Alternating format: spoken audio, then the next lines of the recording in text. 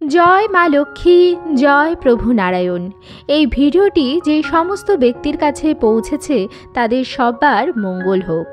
নমস্কার বন্ধুরা, আমি সুচরিতা সবাইকে স্বাগত জানাচ্ছি কিপ গ্রুমিং চ্যানেলে। বন্ধুরা, আশা করছি ঈশ্বরের আশীর্বাদে প্রত্যেকেই ভালো আছেন এবং সুস্থ আছেন। চলছে অগ্রহায়ণ মাস। এই মাসটিকে আবার বলা হয় লক্ষ্মী মাস। মা লক্ষ্মীর অত্যন্ত প্রিয় এই মাসে মা লক্ষ্মীর আশীর্বাদ এবং কৃপা দৃষ্টি খুব সহজেই লাভ করা যায়। এই মাসটি আবার ভগবান শ্রীকৃষ্ণেরও অত্যন্ত প্রিয় মাস। স্কন্দপুরাণে ভগবান নিজে বলেছেন যে মাসের মধ্যে আমি মার্গশীর্ষ। অগ্রহায়ণ মাসের অপর নাম হচ্ছে মার্গশীর্ষ। তাই এই পবিত্র মাসে যেমন একদিকে মা লক্ষ্মীর আশীর্বাদ পাওয়া যায়, ঠিক সেরকমভাবেই কিছু সামান্য কাজের মাধ্যমে শ্রীকৃষ্ণের আশীর্বাদও কিন্তু লাভ করা যায়। আজকের পর্বে আমি আপনাদের সঙ্গে শেয়ার করব অগ্রহায়ণ মাসে তুলসী গাছের 3টি উপায়ের মাধ্যমে কিভাবে আপনারা ভাগ্যের আমূল পরিবর্তন করতে সক্ষম হতে পারেন। বন্ধুরা, আশা করব যে আপনাদের বাড়িতে একটি তুলসী গাছ অবশ্যই আছে। সনাতন ধর্মে তুলসী গাছের আছে বিশেষ গুরুত্ব। তুলসী গাছ অগ্রহায়ণ মাসে কোন কোন কাজের মাধ্যমে আপনাদের ভাগ্য পরিবর্তন ঘটাতে সক্ষম হতে পারে, আজকের পর্বে সেটিই হচ্ছে আলোচ্য বিষয়। অগ্রহায়ণ শব্দের আবিধানিক অর্থ বছরে যে সময় শ্রেষ্ঠ ব্রীহি উৎপন্ন হয়। অতীতে এই সময় প্রচুর ধান উৎপাদিত হতো বলে এই মাসটিকেই বছরের প্রথম মাস ধরা হতো। বাঙালি হিন্দু সমাজের বিশ্বাস অনুযায়ী অগ্রহায়ণ মাস বিবাহের পক্ষে বিশেষ শুভ মাস। পশ্চিমবঙ্গে এই মাসেই নবান্ন উৎসব এবং লক্ষ্মী পুজোর বিশেষ আয়োজন করা হয়।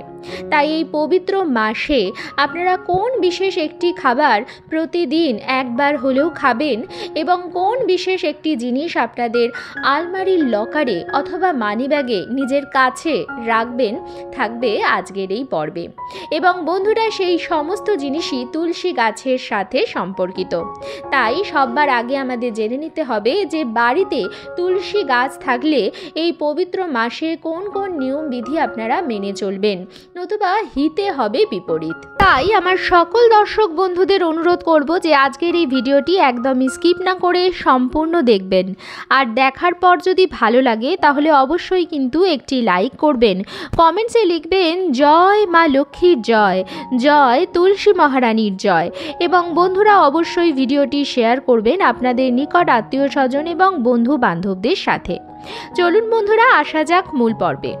তুলসী গাছ ঘরের বাতাবরণকে শুদ্ধ করে, ঘরের বাস্তু দোষ দূর করে। তুলসী গাছ দিয়ে যে বাতাস আমাদের ঘরে প্রবেশ করে সেটি শুদ্ধ এবং পবিত্র হয়। ঘরে যদি কোনো বাস্তু দোষ থাকে সেটি প্রতিকার সম্ভব তুলসী গাছের সামান্য উপায়ের মাধ্যমে। তাই জন্য প্রতিদিন স্নান সেরে শুদ্ধ বস্ত্র পরে এই পবিত্র মাসে আপনারা তুলসী গাছে জল অর্পণ করবেন। এটি আপনার সকালের সর্বপ্রথম কাজ হবে। এবং তুলসী গাছের পরিচর্যা করবেন। যে বাড়িতে তুলসী গাছ সতেজ এবং সবুজ থাকে সেই বাড়িতে কোনো রকম বাস্তু দোষ হয় না এবং সেই বাড়িতে কোনো রকম রোগ জ্বালা যন্ত্রণাও থাকে না। যদি পারিবারিক অশান্তি আপনার পরিবারে প্রায়শই হয়ে থাকে তাহলে বুঝবেন যে তুলসী গাছের যত্ন সঠিকভাবে হচ্ছে না। অনেক বড় বড় বাড়িতেও দেখা যায় যে তাদের বাড়ির উঠোনের যে তুলসী গাছটি আছে সেটি অবহেলিত এবং সেটি প্রায়ই গঙ্গা পেয়ে যাচ্ছে। তাহলে বুঝতে হবে যে সেই বাড়িতে বাস্তু দোষ প্রচণ্ড মাত্রায় বৃদ্ধি পেয়েছে এবং তুলসী গাছ অপরিচর্যার কারণে শুকিয়ে যাচ্ছে। তাই বাড়িতে তুলসী গাছ থাকলে কিছু যত্ন অবশ্যই করতে হবে। এর ফলে তুলসী গাছটিও সতেজ এবং সবুজ থাকবে এবং আপনার বাড়িও ধনধান্যে পূর্ণ থাকবে। প্রথম যে কাজটি ভুলেও করবেন না, বাড়িতে তুলসী গাছ থাকলে কখনোই বাসি বস্ত্রে তুলসী গাছ স্পর্শ করবেন না। সর্বদা স্নান সেরে কাঁচা শুদ্ধ বস্ত্র পরে তারপরই তুলসী গাছে জল অর্পণ করবেন। এবং তুলসী পাতা চয়ন করবার পূর্বে ভগবান শ্রী নারায়ণ এবং তুলসী মাতার কাছে অনুমতি নিয়ে তারপরই তুলসী পাতা চয়ন করবেন। তুলসী গাছের শিরায় জল দেবেন এবং বন্ধুরা সন্ধেবেলায় তুলসী গাছ স্পর্শ করবেন না, তুলসী গাছে জল অর্পণ করবেন না। সেটি সূর্যোদয় থেকে সূর্যাস্তের মধ্যেকার যে সময়কাল সেই সময়েই করবেন। তুলসী গাছের আশপাশটি পরিষ্কার পরিচ্ছন্ন রাখবেন।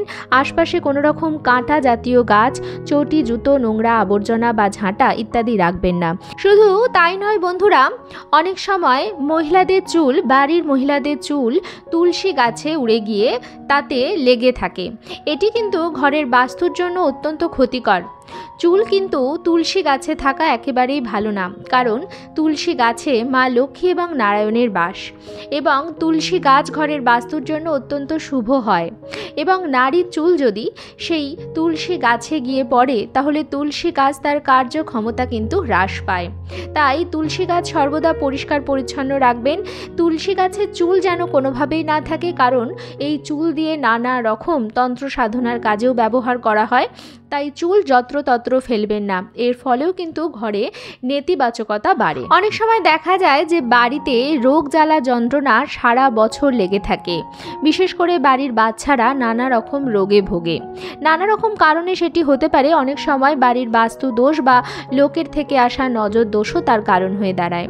কিন্তু এই পবিত্র মাসে যদি প্রতিদিন একটি জিনিস আপনারা খেতে পারেন তাহলে এই রোগ জ্বালা যন্ত্রণার প্রকোপ থেকে অনেকাংশেই আপনার পরিবার কিন্তু মুক্তি পাবে। পবিত্র এই অঘ্রাণ মাসে আপনারা যখন নারায়ণ অথবা ভগবান শ্রীকৃষ্ণের ভোগ অর্পণ করবেন তাতে তুলসী পত্র দিতে কিন্তু ভুলবেন না।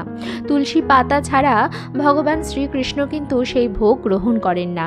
তাই তুলসী পত্র সহযোগে সর্বদাই শ্রীকৃষ্ণকে ভোগ অর্পণ করা উচিত। পবিত্র এই অঘ্রাণ মাসে প্রতিদিন শ্রীকৃষ্ণের প্রসাদী সেই তুলসী পাতাটি জল সহযোগে আপনারা সেবন করবেন। তবে তুলসী পাতা কিন্তু দাঁতে কাটবেন না। বন্ধুরা, যদি এই মাসে প্রতিদিন আপনারা একটি করে প্রসাদী তুলসী পাতা গ্রহণ করেন তাহলে সারা বছর সুস্থ শরীর ও নিরোগ জীবন লাভ করবেন। রোগ জ্বালা যন্ত্রণা আপনার ধারে কাছেও ঘেঁষতে পারবে না। অঘ্রাণ মাসে আবহাওয়া পরিবর্তনগত কারণে যে সর্দি কাশির উপদ্রব দেখা যায় তার থেকেও কিন্তু মুক্তি পাবেন। তাই বন্ধুরা, অঘ্রাণ মাসে প্রতিদিন একটি করে তুলসী পাতা সেবন করুন। সেটি যদি ভগবানের প্রসাদী তুলসী পাতা হয় তাহলে তো আরও ভালো। আর যদি আর্থিক সমস্যায় আপনি জেরবার হয়ে থাকেন, কোনোভাবেই অনেক পরিশ্রম করে অর্থ উপার্জনে আপনি ব্যর্থ হচ্ছেন অথবা আপনার পাওনা টাকা আপনি পাচ্ছেন না, টাকা আসার পথে বাধা হচ্ছে, তাহলে তুলসী গাছের একটি অব্যর্থ উপায় আপনারা অবশ্যই করতে পারেন এই পবিত্র মাসে। কিন্তু তার আগে যেটি বললাম যে তুলসী গাছে বাড়িতে থাকলে যে বিধি নিষেধগুলো পালন করতে হবে সেগুলি কিন্তু অবশ্যই পালন করবেন। বন্ধুরা, যখন আপনারা তুলসী গাছে জল অর্পণ করবেন স্নান সেরে শুদ্ধ বস্ত্র পরে, তখন আপনারা তুলসী মাতার কাছে অনুমতি নিয়ে তুলসী গাছের গোড়ার থেকে সামান্য একটুখানি শিকড় সংগ্রহ করবেন এবং এই শিকড়টি ভালোভাবে ধুয়ে গঙ্গা জল দিয়ে শুদ্ধ করে শ্রীকৃষ্ণ অথবা নারায়ণের চরণের কাছে রেখে দেবেন। অঘ্রাণ মাসে যে কোনো দিন এই কাজটি করতে পারেন, তবে বৃহস্পতিবার করলে আরও ভালো ফল পাবেন। এবং সারা দিন সেই তুলসী গাছের শিকড়টি নারায়ণের চরণের কাছেই রাখতে দেবেন। সন্ধেবেলা হয়ে যাওয়ার পরে বা পরের দিনও আপনারা এই কাজটি করতে পারেন।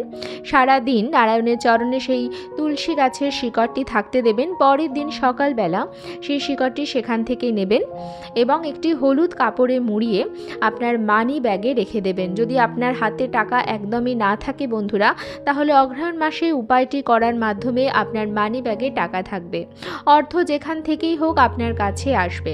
যদি মানি ব্যাগে রাখতে আপনার কোনো রকম অসুবিধা থাকে তাহলে সেক্ষেত্রে আপনি আপনার বাড়ির আলমারির লকারে রাখতে পারেন, বা আপনি যদি ব্যবসায়ী হন ব্যবসার ক্ষেত্রে বা দোকানের লকারেও কিন্তু এটি রাখতে পারেন।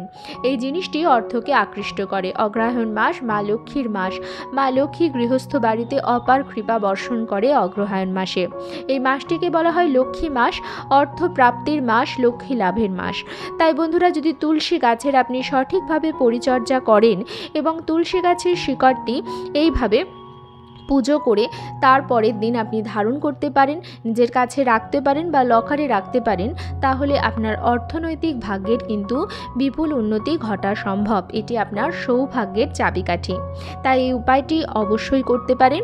তবে তুলসী গাছ বাড়িতে যদি থাকে তাহলে অগ্রহায়ণ মাসে সন্ধেবেলা তুলসী গাছের সামনে দাঁড়িয়ে ওম নমো ভগবতে বাসুদেবায় নমো এই মন্ত্রটি 108 বার জপ করতে কিন্তু ভুলবেন না।